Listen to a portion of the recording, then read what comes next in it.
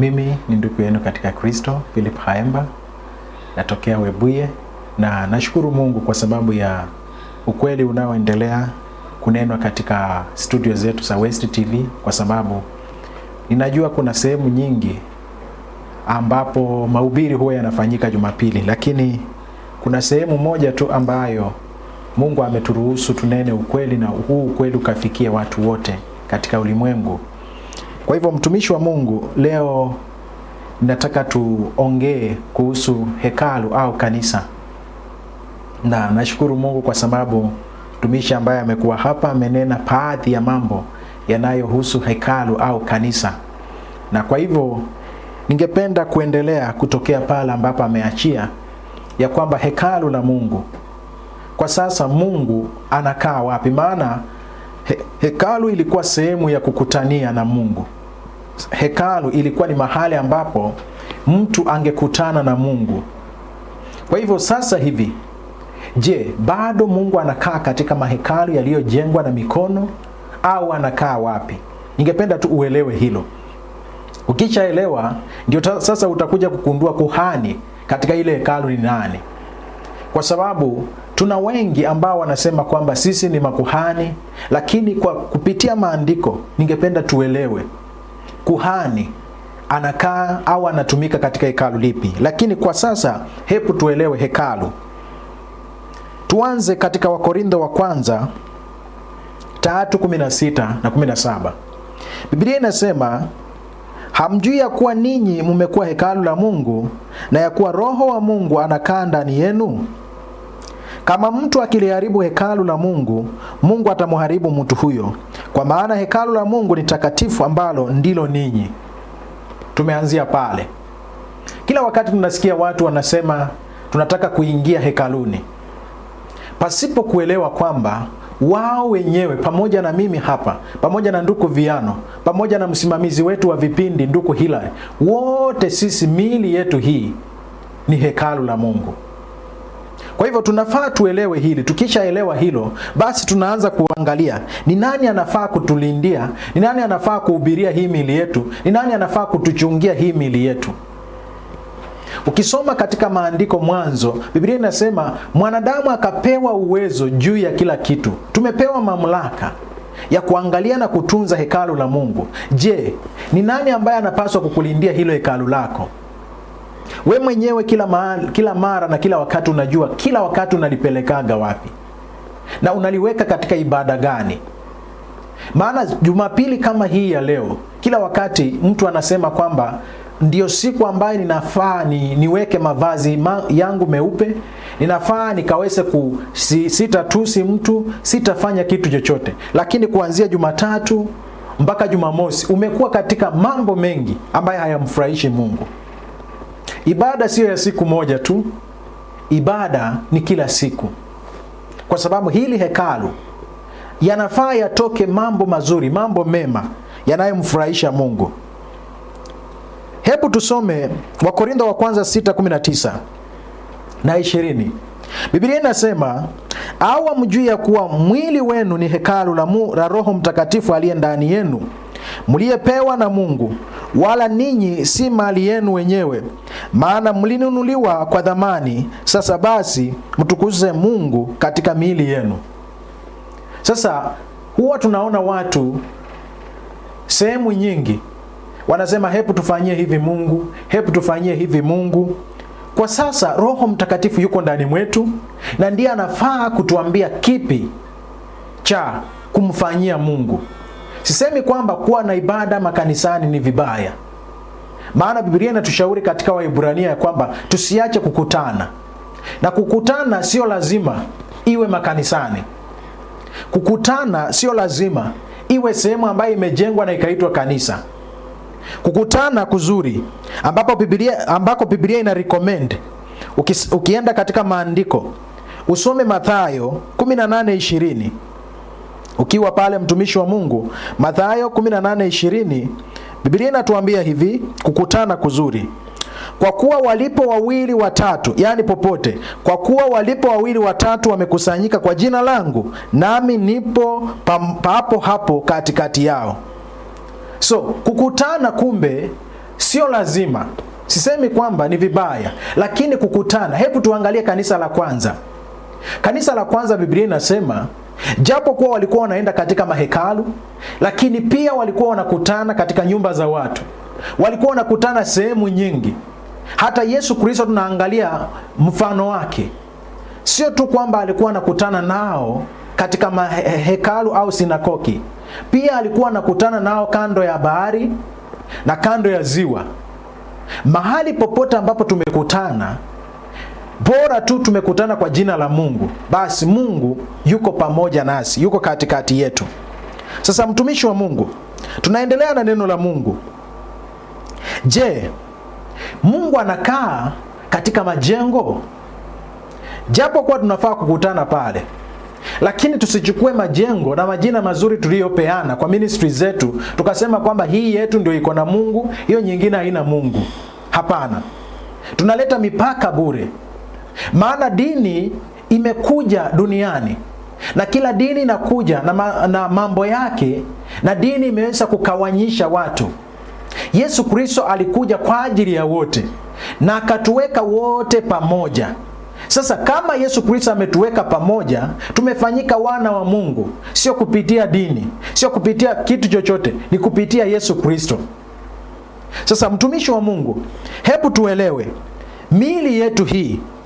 Ukitaka Mungu atunze na aponye mwili wako na aushughulikie, kitu cha kwanza, ukisoma Warumi 12 kuanzia penyewe, inasema basi tutoe miili zetu kama dhabihu.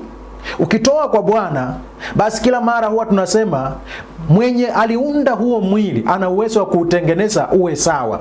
Hata kama kuna kanza ndani, hata kama kuna magonjwa kani yasiyotibika ndani, Mungu aliyeumba huo mwili, kwa sababu umeufanya kuwa hekalu lake, basi atautunza. Hakuna mwanadamu asiye na huruma, hata kwa mfano kwa kitu kama gari ambalo yeye mwenyewe yupo ndani kila wakati. Likiwa na hitilafu yoyote lazima atalishughulikia. Sasa miili yetu, kwa sababu imefanyika hekalu la Mungu, basi tukiomba lolote, tukiwa na hitaji lolote, Mungu atalishughulikia. Lakini kwa nini tukiomba hatujibiwi? Kwa nini mara nyingi hata tunaenda milimani kufunga? Sisi ni waimbaji, sisi ni wahubiri wazuri, lakini kwa nini tunapoomba Mungu hatujibiwi? Kwa sababu tunaamini na kwa akili zetu tunajua kwamba Mungu anakaa katika mahekalu yaliyojengwa na mikono ya mwanadamu. Mtumishi wa Mungu, hebu tuangalie Mungu sasa katika enzi ambayo tunaishi sisi. Wakati huu Mungu anakaa wapi? Ukiwa pale na Biblia yako, mtumishi wa Mungu, fungua kitabu cha Matendo ya Mitume 7:48. 48, Biblia inasema hivi, Matendo ya Mitume 7:48. Tunataka tujue Mungu anakaa wapi wakati huu. Ila yeye aliye juu hakai katika nyumba zilizofanywa kwa mikono, kama vile asemavyo nabii, mbingu ni kiti changu cha enzi na nchi ni pa kuwekea miguu yangu. Ni nyumba gani mtakayonijengea, asema Bwana? Au ni mahali gani nitakapostarehe? Si mkono wangu uliofanya haya yote? Tumishi wa Mungu, tumejifunza katika Matendo ya Mitume, Matendo ya Mitume 7:48 inatuambia yeye aliyeumba mbingu, aliye juu, aliyeumba mbingu na nchi na vyote vilivyomo, hakai katika nyumba zilizojengwa na mikono ya mwanadamu. Sasa swali ni, je, kuna mahali ambapo Mungu anakaa sasa hivi? Hebu tuangalie Matendo ya Mitume tena 17:24. Matendo ya Mitume 17:24. Biblia inasema, Mungu aliyeufanya ulimwengu na vitu vyote vilivyomo, yeye kwa kuwa ni Bwana wa mbingu na nchi, hakai katika hekalu zilizojengwa kwa mikono, wala hatumikiwi kwa mikono ya wanadamu kana kwamba anahitaji kitu chochote, kwa maana ndiye anayewapa wote uzima na pumzi na vitu vyote. Sikiliza mtumishi wa Mungu, hilo jengo ambalo mnaamini kila wakati, tunafaa kuruhusu Mungu akae ndani mwetu. Na ndio maana katika ibada kila wakati unasikia hata waimbaji wakisema tunataka tuite Mungu ashuke. Biblia inatuambia kwamba Emmanuel ambaye ni Yesu Kristo, yeye anaitwa Mungu pamoja nasi. Mungu tayari yuko pamoja nasi. ila tu mambo ambayo yanafanya Mungu asikae pamoja nasi ni kwamba hatukutani pamoja kwa jina lake. Maana ametupea masharti ili yeye awe katikati yetu. Katika Mathayo 18:20, ili yeye awe katikati yetu lazima tuwe tumekutana kwa jina lake.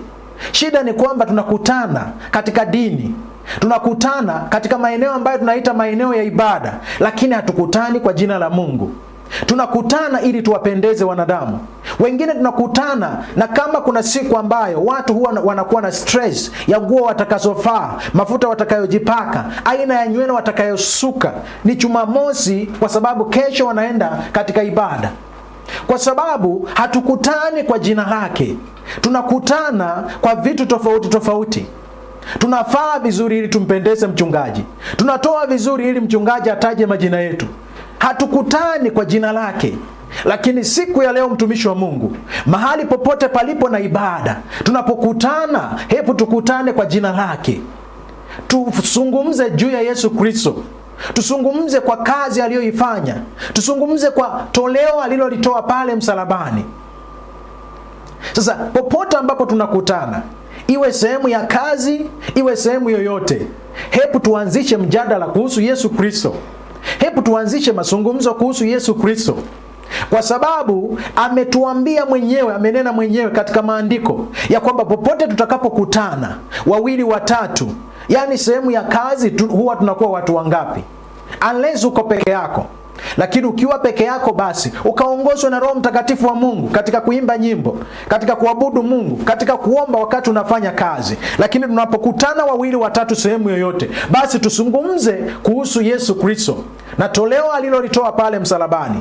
Shida ni kwamba tunapokutana, hata kama tumekutana Jumapili, hata kama ni Jumamosi, sehemu yoyote, kama hatusungumzi kuhusu mpira, tunazungumza kuhusu uchumi wa nje. Kama hatusungumzi kuhusu uchumi wa nje, tunazungumza kuhusu mambo yanayotendeka. Hatusungumzi kuhusu Yesu Kristo. Atakuwenje katikati yetu wakati tunafanya misaha? Sehemu yoyote ambayo tumekutana, kama ni hekaluni au sehemu yoyote ya ibada, tumekeuza kuwa ni club. Waimbaji hata mavazi yao hayapo vizuri. Wanaomba kwa kelele nyingi sana. Ni kana kwamba tunapishana. Mbona tusikutane tu kwa jina lake? Mbona tusizungumze tu juu yake yeye mwenyewe? Maana hatujakutana kwa kitu kingine. Tumekutana kwa ajili yake. Mtumishi wa Mungu, sikiliza. Wewe ni kutoa mwili wako kwake. Hebu tusome. Wala msiwe waabudu sanamu kama wengine wao walivyokuwa, kama ilivyoandikwa, watu waliketi kula na kunywa kisha wakasimama wacheze. Hivyo ndivyo vitu ambavyo vinaendelea sasa hivi. Waabudu sanamu. Watu wanaingia kanisani. Hiyo ni kitabu cha Wakorintho wa kwanza 17. Inasema wala msiwe waabudu sanamu kama wengine wao walivyokuwa, kama ilivyoandikwa, watu waliketi kula na kunywa kisha wakasimama wacheze. Sasa hivi watu wanaishi maisha ya anasa, maisha ya kujipenda wenyewe, na wamechukua haya mambo yote wameeleta katika sehemu ya ibada. Ya kwamba mimi nikiwa mwimbaji nataka nionekane mimi. Mimi nikiwa mchungaji nataka nionekane mimi, niwe wa kusema, sio Yesu. Hakuna mtu yeyote ambaye anasema kwa maongezi yake. Hata katika mambo ambayo anasema amemwombea mgonjwa, hakuna sehemu ambayo anaweza sema kwamba ni Yesu Kristo amefanya. Kila wakati ni mimi. Kila wakati nileteeni wagonjwa mtaona. Sikiliza mtumishi wa Mungu. Kila kitu ambacho tunakiona sasa hivi, kuna wale ambao walifanya huko nyuma katika maandiko. Mtumishi wa Mungu, sikiza. Wakorintho wa pili 6:16 na 18. Biblia inasema, tena pana mapatano gani kati ya hekalu la Mungu na sanamu? Kwa maana sisi tu hekalu la Mungu aliye hai. Kama Mungu alivyosema ya kwamba nitakaa ndani yao na kati yao nitatembea, nami nitakuwa Mungu wao nao watakuwa watu wangu. 17. Kwa hiyo tokeni kati yao mkatengwe nao, asema Bwana, msikuze kitu kilicho kichafu, nami nitawakaribisha. 18. Nitakuwa baba kwenu nanyi mtakuwa kwangu wanangu wa kiume na wa kike. Hiyo ni ahadi ya namna gani? Ya kwamba sisi kila wakati, hakuna mapatano yoyote kati ya hekalu la Mungu na sanamu. Hakuna mapatano yoyote kati ya kiza na nuru. Sisi ni nuru, sisi ni wana wa nuru. Tujitoe kati ya wale ambao wanaleta michezo.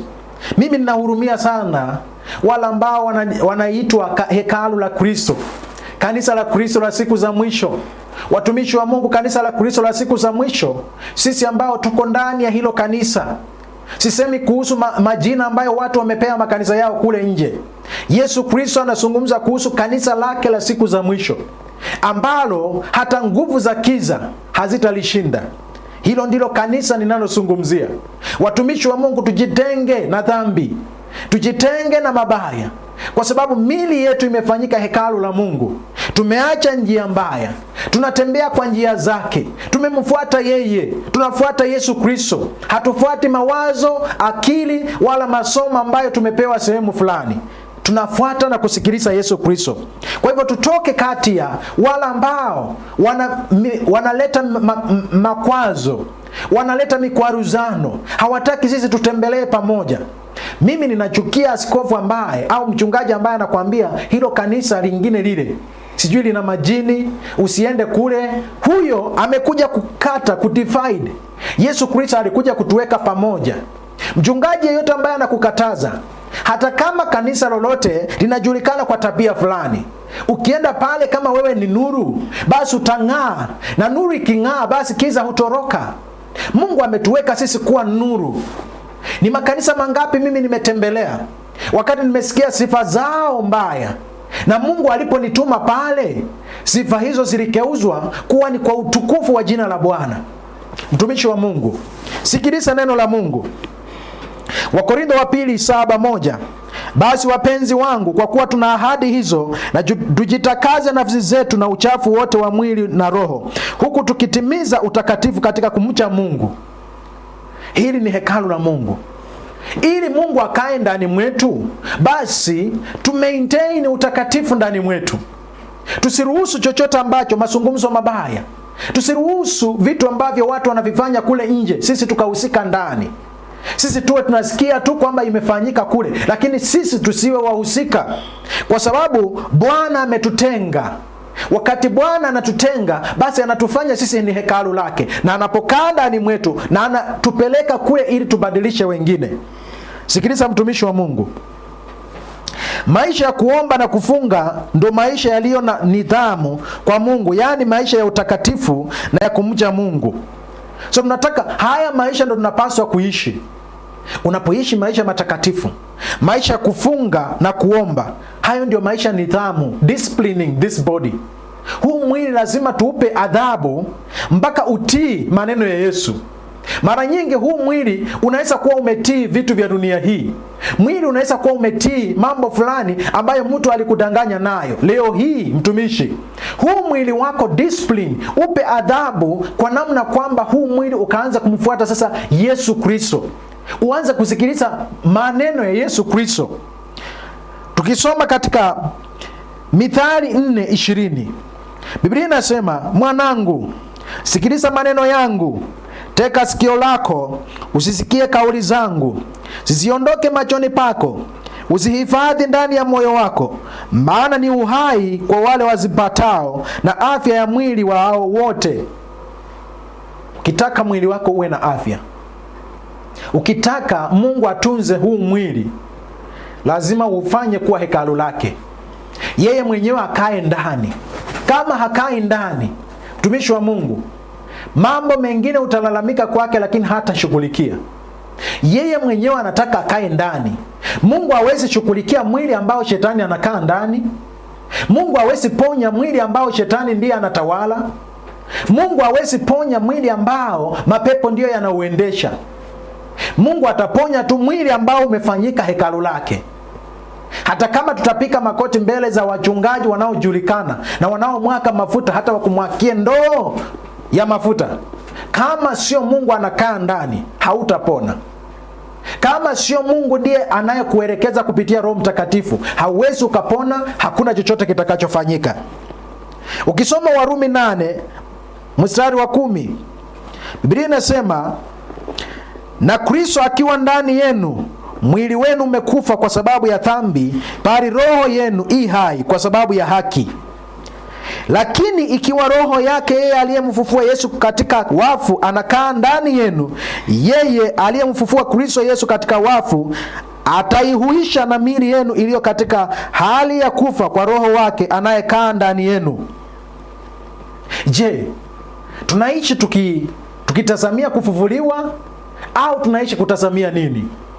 Tukifanya hii miili yetu kuwa hekalu la Kristo, Kristo akae ndani kupitia Roho Mtakatifu, basi siku hiyo Yesu Kristo atakapofunuliwa, nasi tutafunuliwa na tutakuwa katika sura yake, kwa sababu tumefanyika wake. Mtumishi wa Mungu, sitaki nisungumze kuhusu hilo kanisa ambalo unaenda ndani. Jina nzuri na mapambo ya kanisa, mapambo mazuri ya hilo kanisa hayatakupeleka mahali. Ninazungumza juu ya huu mwili wako kukeuzwa uwe hekalu. Ukichakeuzwa uwe hekalu la Mungu, basi kitakachofuata ni kipi? Ni wewe kungojea siku hii atakapofunuliwa Yesu Kristo, nawe ufunuliwe pamoja naye. Zaburi 107:17. Biblia inasema, wapumbavu kwa sababu ya ukosaji wao na kwa sababu ya maovu yao hujitesa. Nafsi zao zachukia kila namna ya chakula, wameyakaribia malango ya mauti. Wakamlilia Bwana katika dhiki zao, akawaponya na shida zao. Soma 20, hulituma neno lake kuwaponya, huwatoa katika maangamizo yao. Maisha ambayo unaishi kama yamekuwa maisha ya dhambi, na umefika point ambayo unahisi kwamba unaona kushindwa, umeanza kuhisi katika maisha yako kwamba penye nimefikia hii point, hata kama ni kutoa uhai nitoe. Sikiliza mtumishi wa Mungu, kutoa uhai sio suluhisho. Kujinyonga sio suluhisho. Kufuata kwenda kwa waganga au kukimbia sehemu yote sio suluhisho. Suluhisho ni huu mwili wako ukeuze kuwa hekalu la Mungu. Huu mwili wako ufanye kuwa hekalu la Mungu. Mtu anauliza, nitafanyeje mwili wangu kuwa hekalu la Mungu? Cha kwanza, mkaribishe Yesu Kristo katika maisha yako. Mkaribishe Yesu kama hujamkaribisha. Ninajua kuna maisha magumu ambayo watu wengi wanapitia kule nje. Hata wengine wameshindwa kwenda kanisani siku ya leo kwa sababu hawana matoleo. Pale pale ulipo, kwa sababu hauna toleo la namna yoyote, kuna kitu ambacho Bwana anakikubali. Ukitoa saa hii, Bwana anakikubali.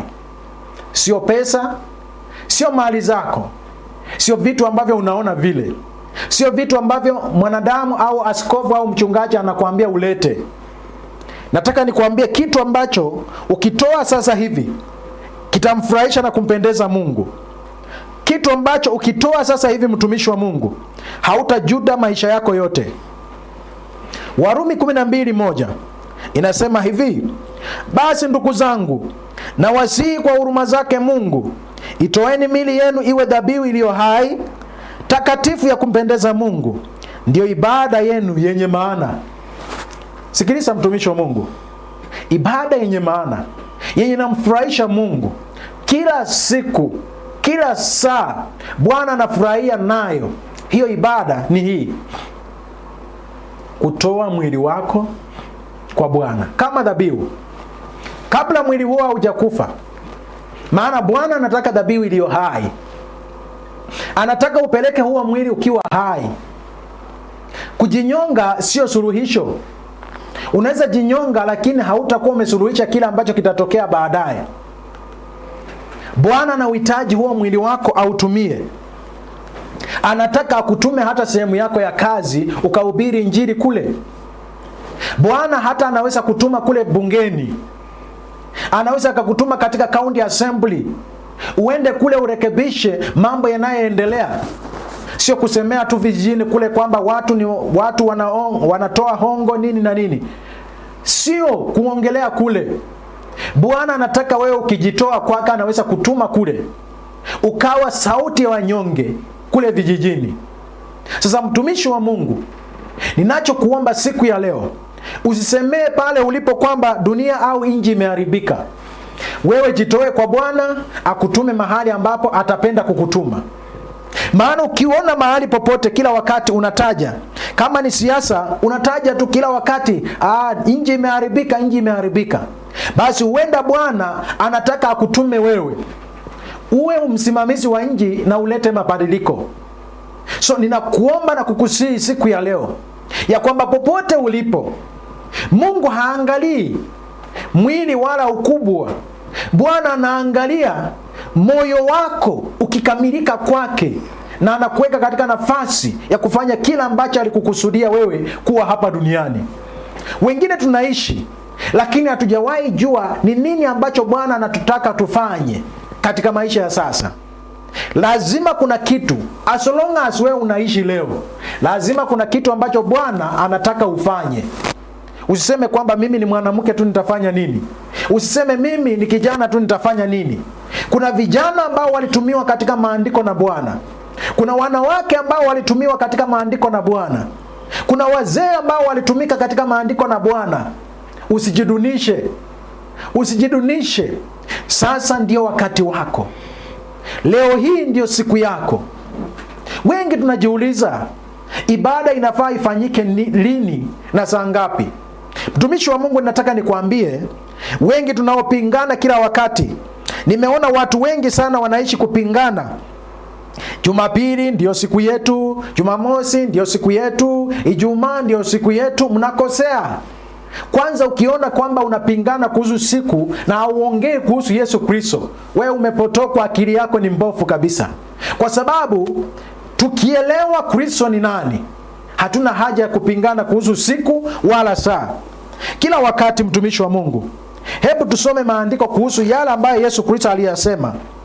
Kila wakati tunapingana, sijui Jumapili nini na nini. Kanisa letu linashinda la hao. Kichwa cha kanisa ni nani? Hatuongei kuhusu ukubwa wa kanisa lenu na mapambo ya kanisa yenu, tunaongea kuhusu kichwa cha kanisa. Hata muwe mmelipamba kiasi gani, kama kichwa cha kanisa hakipo, mnapoelekea ni mautini. Kwa sababu mwili, hata kama umejipamba namna gani na hauna kichwa, hauendi mahali popote.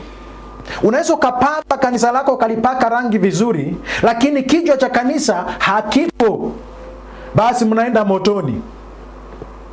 Kama mafundisho yenu, kama maombi yenu hayaelekezwi kwa Mungu, mafundisho hayaelekei yale ambayo Yesu Kristo alituambia tuwafundishe watu, basi hamuna kichwa, na kwa hivyo mtaelekea shimoni. Sikiliza mtumishi wa Mungu, kuhusu hekalu nataka nikwambie, hata kama limejengwa na ukubwa gani, hata kama limepambwa namna gani, sikiliza, kikubwa kinachoshinda hilo hekalu ambalo mnajisifu nao. Mathayo 12:6, lakini nawaambieni kwamba hapa yupo aliye mkuu kuliko hekalu. Sasa hilo hekalu lako, hata kama mmelipamba namna gani, potelea mbali nalo. Biblia inatuambia, lakini nawaambieni kwamba hapa yupo aliye mkuu kuliko hekalu. Mimi nafuata huyo. Sifuati mahekalu na vitu ambavyo watu wamevifanya na wanaviabudu. Nafuata mkuu kuliko hekalu. 7, lakini kama mungalijua maana yake maneno haya, nataka rehema wala si sadaka, msinga walaumu wasio na hatia. Kwa maana, hiyo ni sura ya 8, mwana wa Adamu ndiye Bwana wa Sabato. Kama ndiye Bwana wa Sabato, basi siku zote ziko ndani yake. Jumamosi, Jumapili, Ijumaa, Jumatatu, kufika, siku zote ziko ndani yake. Kwa hivyo ibada tunaifanya kila siku. Ibada tunaifanya sehemu yoyote. Akiwa ndani mwetu, ameturuhusu kila mahali tutende mema. Maana yeye aliye ndani mwetu, Biblia inasema popote alipoenda alitenda mema, aliwaponya wagonjwa, alifanya pasipo kuzingatia huyu ni wa dini gani, huyu ni wa kabila lipi, huyu ametokea wapi, wote aliwahudumia. Lakini ukitaka kuangalia, kuna division katika dini. Hata wale wachungaji, wasimamizi wa makanisa wanapoenda hospitali, wanaenda direct kwa mshirika wao. Hawawezi jali hawa wengine wanahitaji Kristo au hawahitaji Kristo. Wanaenda direct kwa mshirika wao. Mimi huwa naamini iwapo mshirika wa kanisa fulani au hekalu fulani amepatikana hospitalini, basi afanyike mlango wa wengine kupokea Yesu Kristo. Mbona tufungie hawa milango wengine? We need to be general. Yani tukiingia katika hospitali, kama mshirika wetu yuko, basi huyo ndiye amefanya tufikie wale wengine walio katika hospitali. Mbona tuwe wapinafsi? Mbona tuwe tunajipenda sisi wenyewe? Ni kwa sababu Biblia inasema siku za mwisho, ukisoma Timotheo wa pili 3 kuanzia penyewe mpaka 5, siku za mwisho watu watakuwa wenye kujipenda wenyewe, wenye kujisifu, wenye kiburi. Yani kila mahali ni kanisa letu. Kila mahali. Hata katika sehemu, tunaenda katika miziba sehemu nyingine, mtu amekufa. Wameweka masharti kwamba ni kanisa fulani linasika. Asifu hili ni la Yesu, haya makanisa mengine siyo ya Yesu. Mbona tusikuje pamoja tukasema sisi wote ni wamoja, sisi wote kichwa chetu ni kimoja, ni Kristo Yesu. Tukiwa hapa tunafanya ibada moja. Tunafanya wote walio hapa wajisikie kuwa ndani ya Yesu Kristo. Mbona tunatenga wengine? Mbona tunasifu tu hii ministry yetu iko na makanisa 7? Wachungaji wote wa ministry wakuje. Wafuasi wa Yesu Kristo, wanaotumika na Yesu Kristo sehemu yoyote. Ndio unaona wanafunzi wa Yesu wakamwambia Yesu, tumepata kule wengine wanakemea mapepo kwa jina lako na hatuko nao hapa. Yesu anasema basi hao ni wetu. Mbona sehemu nyingi tumeweza kujiweka katika nafasi ya sisi ni sisi, sisi tu sisi. Kwa sababu unabii wa maandiko unatimia. Mtumishi wa Mungu, nataka nikusihi siku ya leo, kwa rehema zake Mwenyezi Mungu na lile toleo ambalo Yesu Kristo alilitoa msalabani, mtumishi wa Mungu, toa mwili wako iwe dhabihu. Ikitolewa kama dhabihu, inarejea ikiwa kama hekalu la Mungu. Ukitoa mwili wako kwa Bwana kama dhabihu, basi Bwana anaufanya kuwa hekalu lake. Na nataka nikwambie mtumishi wa Mungu, hekalu hilo ukilitunza na liwe takatifu, Bwana atakutunza. Bwana atakushughulikia. Hata kwa njia usiyojua wala kutambua, atasababisha pesa, atasababisha mahitaji yako yapatikane. Shida ni kwamba tunataka Bwana atufanyie. Shida ni kwamba tunataka Bwana atutembelee. Shida ni kwamba tunataka Bwana awe sehemu yetu na sisi hatujakuwa sehemu yake. Lazima tujitoe kwake. Tumfuate Yesu Kristo na mioyo yetu yote na akili zetu zote. Tumfuate kikamilifu. Mwishowe tutapatikana tumefanyika hekalu lake. Yesu hakuja kuchukua majengo. Yesu hakuja kuchukua ministry fulani. Hata kama mnasifu ministry yenu kwamba ni takatifu kuliko zingine, haitachukuliwa as a ministry. Bwana atakuja kunyakua wale ambao wamefanyika hekalu lake, na anakuja kunyakua hao. Utashangaa zile ministry ambazo zinajisifu kwamba sisi ni watakatifu, watachukuliwa watu wachache sana. Mtumishi wa Mungu, utakatifu sio wa kujifanyia wewe mwenyewe. Maana wewe mwenyewe kwa mwili wako huwezi ukatunza utakatifu. Lazima tu Roho aliye mtakatifu kutoka mbinguni akae ndani mwetu. Miili yetu ifanyike hekalu lake. Roho akikaa ndani mwetu, sasa anatuelekeza katika njia za utakatifu. Tunaishi maisha matakatifu. Hata yale ambayo tunaongea, hata vile vitu ambavyo tunaangalia kwenye simu, vinaelekezana na utakatifu. Maana kuna sehemu nyingi, hata kuna wachungaji, kuna washirika, vitu wanavyoangalia kwenye TikTok kama wako kanisani ni vitu vya aibu, lakini wakiingia kanisani ni watakatifu. So tusifanye kanisa au sehemu yoyote ya ibada kuwa half time ya dhambi. Yaani umeenda tu half time kupumzika kidogo, ukitoka pale na unaanzia pale ulipoachia. Sikiliza, ukiwa kuhani, tutazungumza baadaye kuhusu kuhani. Kila wakati Biblia inatuambia katika Waebrania, huu ni mstari wa mwisho, Waebrania 10:11, tuone makuhani walifanyanga nini. Maana wewe sasa ni kuhani wa hili hekalu. Wewe Mungu amekupea hiyo kama garden. Wewe utunze, ushughulikie. Waebrania 10:11 Biblia inasema, na kila kuhani husimama kila siku akifanya ibada. Sasa kumbe kuhani anafaa kila siku awe katika ibada. Wewe umefanyika kuhani wa huo mwili wako, hekalu lako. Sasa kuhani ni kusimama kila siku kufanya ibada na kutoa dhabihu. Huu mwili wako ufe kwa dhambi kila siku, ndio kutoa dhabihu. Kila siku Bwana nimekupea huu mwili. Kila asubuhi Bwana nimekupea huu mwili. Kutoa dhabihu kila siku. Hiyo ndio maana na kazi ambayo makuhani walikuwa wanafanya. Na sasa hivi pia, kwa sababu sisi ni makuhani, na sisi pia tutoe dhabihu hizi kila siku na tusimamie huu mwili kuupeleka katika utakatifu. Maana Bwana atatuhukumu sisi. Hata hukumu hilo jengo, hata hukumu askofu kwa niaba yako, atatuhukumu sisi kila mmoja.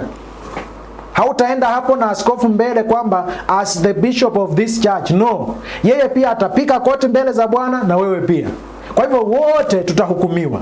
Na Mungu akubariki sana, Mungu akutunze. Tutakutana siku nyingine panapo majaliwa. Mungu akubariki, Mungu akutunze. Wow. Thank you so much for that word of the day. Nimekuwa baraka sana. Maybe you have something to share. Tumebakisha dakika moja tu tumalize. La kushiriki tu, mtumishi wa Mungu. Kama umesikia neno hili na uko tayari kuenenda katika njia za Bwana, kufuata maandiko ya Mungu na sio kufuata vitabu vilivyoandikwa na wanadamu, mtumishi wa Mungu, huu ni wakati wako. Nitakapotoka hapa, nitaacha mawasiliano yangu ili tuongozane katika kumjua Kristo zaidi na kumwelewa zaidi kupitia maandiko, sio kupitia vitabu nilivyoandika. Mimi sijaandika kitabu chochote. Nafuata Biblia ambayo ni manual book yetu sisi. Kwa sababu kama TV na vitu vingine vinanunuliwa na manual book, na sisi pia tuko na manual book hapa duniani. Tukisoma maandiko tutaelekezana katika maandiko na tutaelewa zaidi. Maana hapa tunataja tu kwa kituju. Tukitoka kule nje sasa tunakupa full information. Namba yangu ya simu ni 071011 6660 0710 11 66 60. Na Mungu akubariki na akutunze. Nataka niombe na wewe asubuhi ya leo kabla uondoke kwenda sehemu yoyote unapoenda. Hebu tuombe. Baba wetu, Mungu wetu, ninakushukuru asubuhi ya leo kwa sababu ya neno ambalo umenena pamoja nasi. Tumekusikiliza kama wanao Bwana, na tunatoa asubuhi ya leo mili yetu kama dhabihu iliyo hai, ili Bwana tufanyike hekalu, ukae ndani mwetu, ukatutumie sehemu yoyote tutakapokaa na kuenda, katika kuongea na katika matendo yote. Bwana tuelekeze kupitia Roho Mtakatifu.